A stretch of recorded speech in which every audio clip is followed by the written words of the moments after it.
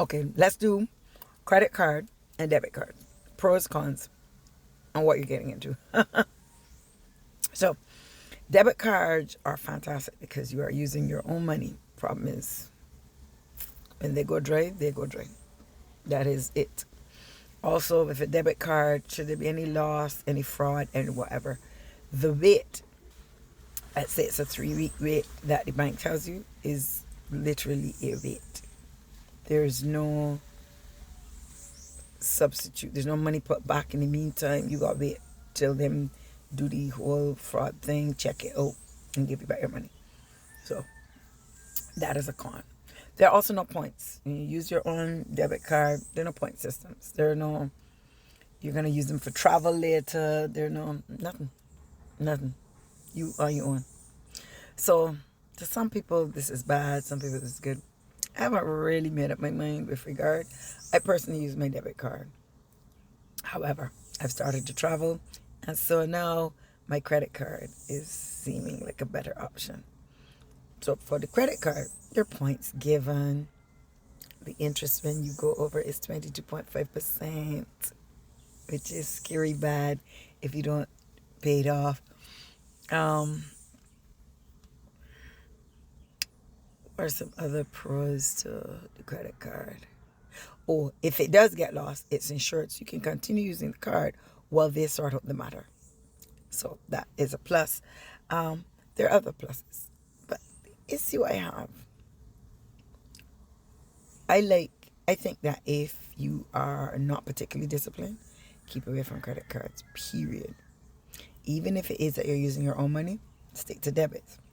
If, however, you are exceedingly disciplined and you really use your credit card for the convenience of a credit card, and so as a result, whenever the bill comes around at the end of the month, you either have it down pat or you can put on at least a good half portion of whatever it is you've borrowed or more. Then go ahead, use the credit card, get all the benefits that they give, all the discounts, the special point systems. Use that, ride that ticket to its absolute fullest. So where we have the real, so let's say you go on a trip. You go on a trip, you have your card, your limit is $10,000. But you had a medical emergency while you were over there. You fell, hurt your ankle in the airport, you had to get a brace. It sent you over the edge, expense was. Not a problem. However, when you get home, you cannot pay an extra 200 or 300 and think that you're reducing the bill. You are not reducing. You're reducing the interest, but you are not reducing the principal, which means when the month comes back around, you're still $12,000 in debt at 12%. So all you did was you cut into the 22%, but you never cut into the mean. So nothing is changing. You aren't reducing it. You've just lost money. You're just losing more money. And you're wondering, but why? But I've been paying this back. I've been so good. Because it's the way that structure is set up. Why has nobody told you? Because most people don't even understand their own credit cards. So it's very hard to explain it to you. Even some of the bankers who sell things to you. I want you to know there are tons of bankers who might be okay with accounts, but finance is a whole other mental space. And I know that always surprises people, but it's true. So what you need to do is you need to pay the bare minimum for a number of weeks. Pay the bare minimum, pay the bare minimum, pay the bare minimum.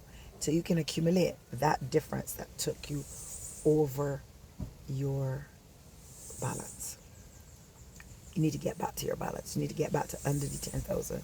So when you have like $2,100, let's say the minimum payment, they were still letting you do a minimum payment of maybe $100.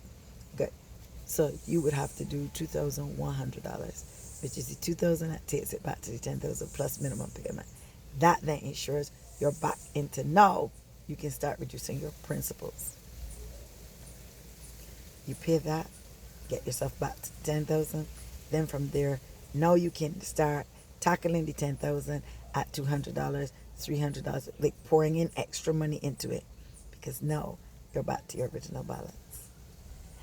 Don't worry that you didn't understand this.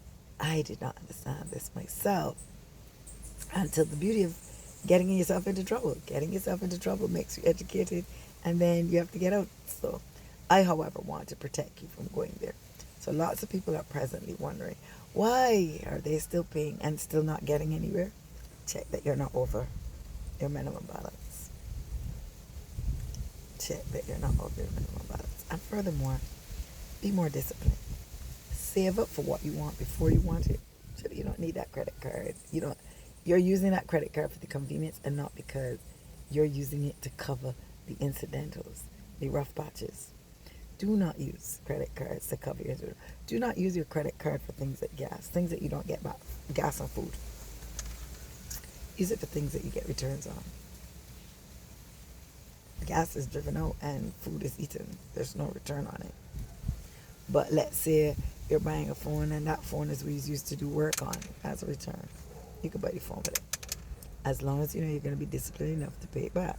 So the key word I want to say here for all of this is discipline. Do not use any of your cards until there's discipline. I don't know. I have to check.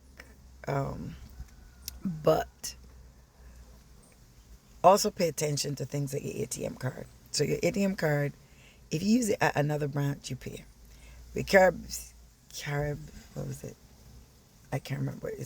It became obsolete because of a new banking system, but it was $1 if I used a different branch. However, that isn't for Visa cards.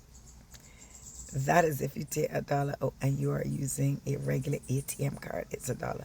If you're using your Visa card at another branch, it is near $9. Pay attention to your bank charges. There are accounts that you are paying just to own, so every month you pay a tax on it. And so if you think that you're saving, but at a rate of minus this tax every single month. So pay attention to the type of accounts you open. Pay attention to your ATM card, how you use it. I know we use it everywhere. Tap, tap, tap, tap, tap, tap. We're so fussy with our tapping. Just remember the difficulty with tapping that cash does not present is cash tells you exactly how much you have. Tapping, there's no way for you to remember all the little figures and the transactions and the penalties, the little costs that you don't know about, that you'll only see on your bank statement. So when they say, can they email your bank statement? The problem now is it comes into your email box and you don't read it. And it gets away from you. And now, where are you? Because you can't track it the same way. So just remember, our institutions being helpful are our institutions looking out for their interests. It is your job to look out for your interests. Pay more attention to these things. Pay more attention to what the interest is, what are the interest rates when you're paying back a loan, how does one interest rate differ from another, and which is the best loan to try to get. Like a car loan might sound exciting, but there's so much headache to go through getting a car loan and how the bank does car loans. It'd be different if the bank allowed you to look at your bank account and see how much can I borrow. And then you would know what type of car to go and look for and come back to them. But they let you find the car and then go through the process and then turn you down because you don't meet it. It doesn't make sense. But banking institutions look out for their interests. It is your job to look out for yours. Please start paying attention to your bank statements. Please start paying attention to interest rate. Please start paying attention to how often you tap somewhere and how would it not be better if you had cash and could actually pay and know how much you have left, how much you're supposed to spend, and there are no extra and incidentals eating into your money that you are unaware of. I once spent $300 in just how many point of sales I used.